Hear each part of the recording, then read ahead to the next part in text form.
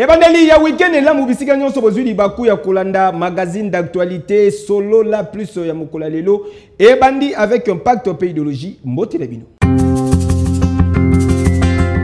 Fraude électorale, vice-premier ministre, ministre de l'Intérieur, sécurité, décentralisation, paix, affaires coutumières, à suspendre ba gouverneur ya Kinshasa, ya Équateur, paix à Mongala, paix à remplacer bango par ba vice-gouverneur aux Kosala intérim, Bozobalite. Vice-premier ministre, ministre de l'Intérieur, sécurité, décentralisation, paix, affaires coutumières, maître Peter Kazadi-Kankonde a décidé qui, à travers circulaire Moko, la nomination, il y a vice-gouverneur, il y a province, il y a Mongala, Kinshasa, paix, Équateur, na poste, il y a gouverneur intérimaire, vice-premier ministre, ministre de l'Intérieur, sécurité, décentralisation, paix, affaires coutumières, a talisiki, titulaire étant rappelé na Kinshasa, en attendant organisation, il y a élection pour la désignation. Il y a un nouveau dirigeant, il y a une entité, un vice-gouverneur, wana jusqu'à nouvel ordre. On a cogénété administration et fonctionnement, il y a une entité. Gouverneur, il y a 3 provinces. Je cite province, il y a Mongala, Équateur, P. Kinshasa. Bazali convoqué na Kinshasa suite. Il y a une validation na bango par Commission électorale nationale indépendante CENI en sigle pour la fraude, vandalisme. Lors il y a une élection générale, il y a le 20 décembre 2023. La République démocratique du Congo. Dossier à suivre. Période historique de notre pays. Tikaneb Sabino que Commission électorale nationale indépendante CENI Asalaki Moussala na Kitoko ba résultat ezali en ligne na site ya CENI bazali kotala ndenge nini boza explication. Chers amis, la CENI a mis en ligne la publication de résultats bureau par bureau. Awa tembe esili na coin esika yo zaleli oza na ba donné ya bureau place yo votaki oyebi nani a gagnaki. Je vais donner un exemple. Naponi province A et Pessinge lobi province ya Lualaba balobi na au monde déjà tant la sélection province ya Lualaba et Pessinge ndenga c'est déjà Katumbi nombre ya ba voix na 403 146, donc 86%, et Félix Yeu. Mais naroki osala sous mieux. Nake na sélectionné circonscription. Na zui kaka par hasard na poni Kolwezi ville. Nake na sélectionné nani site ya vote. Na poni ata complexe scolaire La Fondation. Ozomona ki Katumbi ozala kaka liboso. Na sélectionné bureau, ba bureau ezalaki ABC tina H, na poni ata bureau C.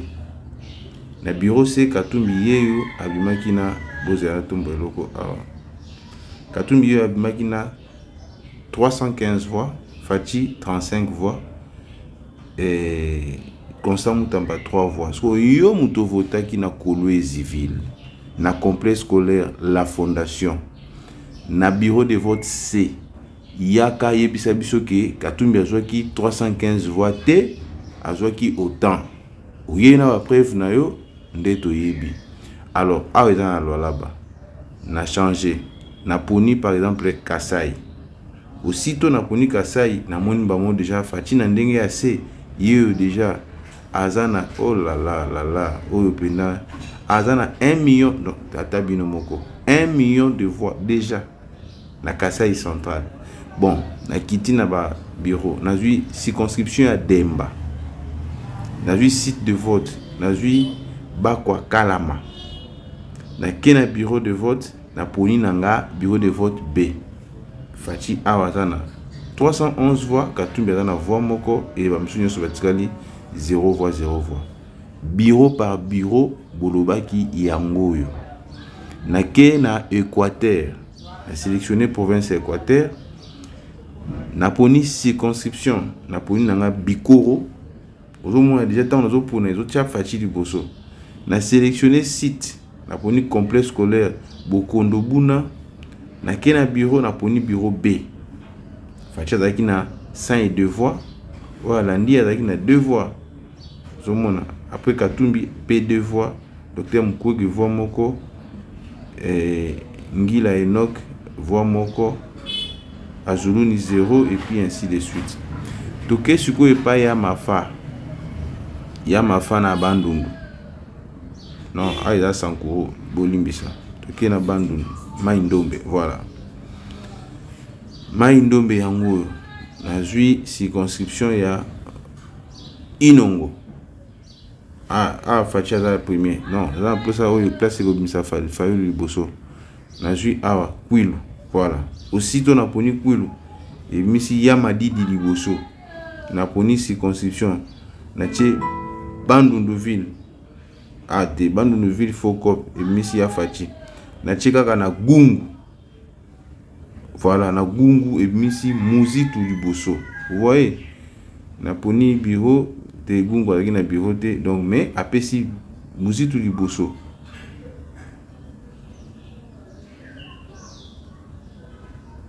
Epekona na Epekona ezaki fachi. Vous voyez bureau par bureau so bino mboza kuna azo chebwe et misi Muzitu Liboso na 621 voix. Bino mboza kuna na complexe scolaire Louvoud. Est-ce que 621 voix au Seigneur Cheza ya solo? Ce que ya solo. Bobete la kadi mama boko. Ce que ya lokuta. Boyana ba preuve. Poto yebi ke ba bulletin monsieur utaki ndako. Awa tolo ba makambu ya bato ba kotaki en bonne et due forme ba votaki. Voilà. Journaliste d'investigation Israël Mutombo, patron de la chaîne de télévision Bosolo na politique a sali ba révélation grave contre complot de la République démocratique du Congo. Il y a une réunion. Il y a eu une réunion qui s'est tenue le 4 janvier à Wana Kinshasa. À travers l'antenne ya chaîne ya télévision Bosolo na politique, journaliste d'investigation Israël Mutombo Oyoye Moko azali patron ya chaîne Bosolo na politique a salaki lobi eleki ba grave révélation dénonçant complot monene contre République démocratique du Congo Bolanda. Il y a une réunion. Il y a eu une réunion qui s'est tenue le 4 janvier à Wana Kinshasa pour déstabiliser ce pays. Une grande réunion. Il y a des partis politiques. Je sais qu'ils vont me dire des choses, ils vont me taxer, ils vont m'insulter. Ils sont libres. Mais le col à lanceur d'alerte, je suis obligé de vous informer, d'informer à l'opinion. Être bâtonnion Sobazala au même pied d'égalité à titre et à information pour Bayeba. Comment nous pouvons dévier le complot de l'ennemi? Ça, ce n'est pas une prophétie, et c'est une stratégie Oyo bato basali pour que va déstabiliser Mboko. Une grande réunion et salamaki les 4. Et salami awana gombe na se passe. Basali réunion wana na yebi bato ba participer à la réunion. Il y a eu 3 leaders. Isusu bazali banda mais bazala qui représentait la bato na bango. Ils ont pris part dans cette réunion. Ba discuter comment bakoki ko sala baction ya makasi sur terrain oyo et koki ko susciter désordre na kati ya mboka nazo peser ba mo makambo na zoloba et je sais de quoi je parle ba ko constater que ko bimisa batu na balabala ezali très difficile pour des raisons X ou Y. Est-ce que ça problème, il y a stratégie parce que mbongo bazangi te mbongo bazanango. Mais kobimi sabatu na balabala ezo zala très difficile na contexte to zanango lelo. Balingi ba déclarer férié na mboka ou ville morte, to ba ville morte, balingi ville morte na mboka. Mais place wape ba étudier na kati ya réunion ango que par rapport à ville morte et koki ko zala paix difficile. Et ça impossible était, mais réussite n'a pas un faible pourcentage. nayebi ba kombo ya bato ba participa ki na zolo ba biloko ezali vérifiable. Ba kombo ya bato ba prenaki part na kati ya réunion. Et salamaki na sepas awa na Gombe et salamaki le 4 janvier.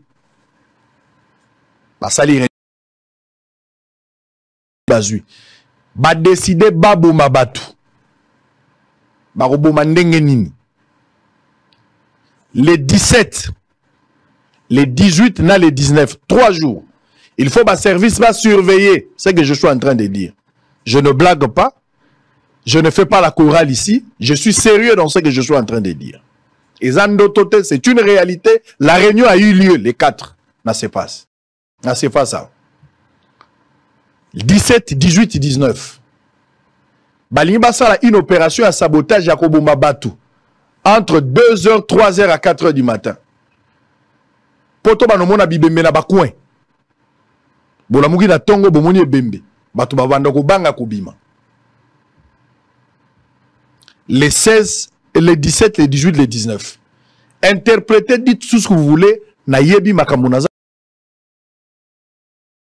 Porte taille, tout ce qu'ils font, ils sont. Moi, ça m'est égal. Ce que je vous dis, je suis sérieux. Ce sont des informations vérifiables. Et si les services m'invitent, je donnerai les noms des personnes. Mbongo oyo batie pona cette opération, c'est à $200,000. Ceux qui m'akamboueta mbola ki malamu, lobby ou eleka ki mbongo wana il fallait koma. Mais nous avons suivi les traces mbongo comité lobby. Probable mbongo koma d'ici to koma. Bato bazo exécuté yango. Il y a quelques politiques proches na bango, mais baza ba soda ya kala. Ba prena qui peut par na kati ya réunion wana. Bazo la ki sa bango effectif ya police, bazo la ki sa bango effectif ya armée, ba disposition, les limites ya notre police. Bango bato baye bango na appui pour leur expliquer ça. Ba roboma batu na tongo entre 2h, 3h, 4h. Na ba quartier msou bato ba kolamuka na tongo ba kuti bibe. Les gens auront du mal à sortir. Et surtout que Zali na veille, il y a investiture, il y a Tshisekedi qui prête serment pour la seconde fois, il y a élection le 20 décembre, le 20 janvier, dans le stade des martyrs. Naza na makamba kobangi sabatute, naza koloba yango te pour faire du mal à un camp politique, mais nazo loba na bino aux en opposition à la majorité, moi je m'en fous. Ah oui, Zali kambuya mboka, batu ba comploter pour que batia désordre na mboka. Pour ba boma ba frère na bango ba congolais. Réunion salama ki les 4 nazo rappeler zaki na se passe, batu bazalaki na kati ya réunion na yebi bango. Ba politicien awa na Kinshasa, mi bale ya minene, ba prendre na poto ndamba zali awa, ils ont été représentés na bato ba représenter ki bango na yebi ba kombo na bango. Tala! Nyonso ezalaka théâtre te o ezali maloba ya kozwa au grand sérieux. Ba service compétent bosala musala na bino et dossier à suivre. L'État ba service bazwa information au sérieux. Différence nini ezalaka entre cour constitutionnelle, cour de cassation et conseil d'État Bolanda. Et tout part de la constitution du 18 février 2006, telle qu'accomplie en 2011 à ce jour, qui prévoit justement 2 ordres de juridiction qui organisent l'appareil judiciaire congolais en 2 ordres de juridiction plus la Cour constitutionnelle. Alors il est vrai que dans la doctrine des juristes, il y a un courant qui estime librement qu'il existe 3 ordres de juridiction. On dira l'ordre, les juridictions de l'ordre judiciaire d'une part, l'ordre administratif, donc les juridictions de l'ordre administratif d'une part, d'autre part, et l'ordre constitutionnel. Moi je pense qu'il n'en existe que 2, donc il n'y a que 2 ordres de juridiction, l'ordre judiciaire et l'ordre administratif, plus la Cour constitutionnelle, qui n'est pas un ordre de juridiction, mais simplement une juridiction spéciale quant aux compétences qui lui sont dévolues par la Constitution. Alors, la Cour de cassation est la plus haute juridiction de l'ordre judiciaire. Le Conseil d'État est la plus haute juridiction de l'ordre administratif. Et la Cour constitutionnelle est notamment le juge du conflit de compétences entre la Cour de cassation et le Conseil d'État. Alors, dans l'ordre judiciaire, il y a d'une part les juridictions spécialisées de l'ordre judiciaire et les juridictions ordinaires de l'ordre judiciaire. Parmi les juridictions ordinaires de l'ordre judiciaire, il y a le tribunal de paix, tout naturellement, il y a le tribunal de grande instance, il y a la cour d'appel et il y a la cour de cassation. Il s'agit là des juridictions ordinaires de l'ordre judiciaire. Et il y a des juridictions spécialisées de l'ordre judiciaire. Parmi les juridictions spécialisées de l'ordre judiciaire, il y a également des juridictions civiles et des juridictions militaires. Parmi les juridictions civiles, il y a le tribunal pour enfants, il y a le tribunal de commerce, il y a le tribunal du travail. Le tribunal de commerce et le tribunal du travail ont le même rang que le tribunal de grande instance. Et il y a la Cour commune de justice et d'arbitrage, la CCJA, la Cour commune de justice et d'arbitrage qui a été instituée par le traité de l'OHADA. Et comme nous le savons, la République démocratique du Congo a adhéré à l'OHADA depuis le 12 septembre 2012. Et la Cour commune de justice et d'arbitrage est la juridiction de cassation pour tous les contentieux du droit des affaires qui impliquent l'application des actes uniformes. Et donc, elle est en concurrence, on va le dire comme ça, avec la Cour de cassation. La Cour commune de justice et d'arbitrage, comme juridiction spécialisée de l'ordre judiciaire, siège à Abidjan, en Côte d'Ivoire. Et puis, il y a les juridictions militaires de l'ordre judiciaire, qui sont effectivement des juridictions spécialisées de l'ordre judiciaire. Il y a tout naturellement les tribunaux de police, il y a le tribunal militaire de garnison, il y a la cour d'appel et il y a la haute cour militaire. Là, il s'agissait des juridictions de l'ordre judiciaire. Il y a les juridictions de l'ordre administratif, et là aussi, il y a les juridictions ordinaires de l'ordre administratif et une juridiction spécialisée de l'ordre administratif. Alors, parmi les juridictions de l'ordre judiciaire, de l'ordre administratif, les juridictions ordinaires de l'ordre administratif, il y a les tribunaux administratifs, il y a les cours administratives d'appel et il y a le Conseil d'État. Et l'unique juridiction spécialisée de l'ordre administratif, c'est la Cour de compte. La Cour de compte, comme nous le savons, est une juridiction à nature hybride qui est placée sous le contrôle du Conseil d'État comme organe judiciaire, mais aussi placée sous le contrôle du Parlement, de l'Assemblée nationale, comme organe administratif chargé de juger les comptables publics, les comptables de l'État. Et en ce moment-là, il rend des arrêts de quitus ou de débet, selon qu'on est en faute ou on est innocent, on va le dire comme ça. Et puis il y a la Cour constitutionnelle. La Cour constitutionnelle, comme je l'ai dit, n'est pas un ordre de juridiction, c'est plutôt une juridiction spéciale qu'il ne faut pas confondre avec les juridictions spécialisées que j'ai citées tantôt. La Cour constitutionnelle est une juridiction spéciale compte tenu des compétences qui lui sont dévolues par la Constitution. Alors, la Cour constitutionnelle est une juridiction pénale en ce sens que elle est le juge pénal du Premier ministre et du Président de la République pour les infractions qui sont limitativement citées aux articles 164 et 165 de la Constitution. Elle est également le juge du contentieux électoral, la Cour constitutionnelle. Elle a plusieurs compétences. Elle est juge du conflit de compétences entre la Cour de cassation et le Conseil d'État. Donc voilà un peu, je vais dire grosso modo, qu'est-ce qu'on peut retenir de la différence qui existe entre le Conseil d'État, la Cour de cassation et la Cour constitutionnelle. Na quartier Imo Congo na commune ya Kalamu état ya bakable komi ko déranger population na ndenge ya kosakana te Fiston Pero reportage.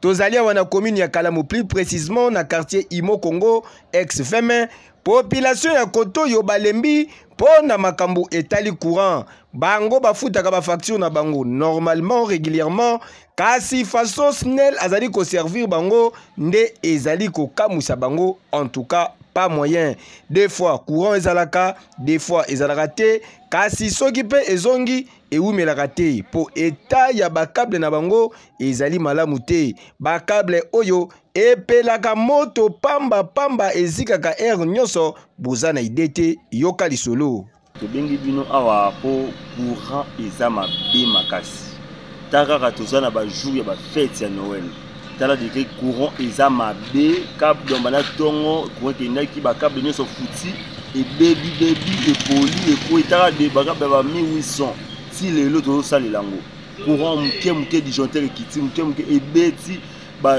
muke kozika muke nini donc yango tozosenga gouvernement a télévision likambo oyo bazo basoin bakable ranger biso bakable bachange biso bakable na kati ya quartier na biso Imo Congo ekozala bien makasi mpona babone na biso mpona bandeko na biso oyo baza na kati ya Imo Congo ezala bien mamba courant pasi mingi courant oyo tozofuta chaque mois mais jamais tosalelaka courant go chaque jour papa pour preuve ndengo yebo courant ezate papa et puis bakable ya mabe batie biso soko filmer place wana bokozala boye bovandi kaka boye moto komo kitela bino tosi toyebisi bango bazosala eloko te donc bazolingaka mutu akufa nano bongo nde baya kosala quelque chose mbwa akufa awa kaka na porte na biso awa bongo soki ezalaki mutu alingaka akufa te na bakable nyonso et puis courant ngo bayaka kobongisa chaque jour fo babongisa kobongisa ngo nde nini bokongola bambongo bopesi bango totunaka bango mais pourquoi boko trouver solution une fois pour toutes te s'il faut que son câble boye si biso to son câble ngo basala rango te chaque jour bobenga bango bazwi mbongo bakeyi mais courant kaka boye to salela courant ngo te pour preuve biloko gute ba pesa biso lobi nyonso esesili malamu okabola to teka ngo po okobombela ngo wapi ekoboyeba nango kaka soki na biba aider biso c'est trop dire ko aider te basala quelque chose pona courant eza droit na biso to ba bonnet to futa courant mais to souffrir na courant ba câble ya kala câble ko be ya 11 ans ba câble aluminium ezo direte muke esili muke kati en trois to a difficulté la courant makasi penza si c'est possible toza ba poto na biso les avantages ba ko zo que éclairage public ya ba quartier pour diminuer to ya insécurité. Directeur général de la Société nationale d'électricité SNEL, Papa Fabrice Lucinde, tozali kosenga yo se eloko moko ke oyebisa baagent na yo basalaka mosala na bango kitoko surtout neti na Kinshasa molili eleki et puis courant eyaka mabe na ndenge ya kosakana te voire même ekoma kobebisa na bapareil ya batu yo moko tala nanu eta ya bakable oyo boye penza kitoko te yeke yo. Merci pour la confiance et la fidélité. Vous avez qui tellement ébélé à Kolanda solo la plus Yamokola Lelo Bopesa. Merci Nanida Baku Azalaki Nasima Caméra et pourquoi pas Bonding Vukulu l'international Azalaki na régie finale. Bama Tabaki Tababa Kalmabile na préférable.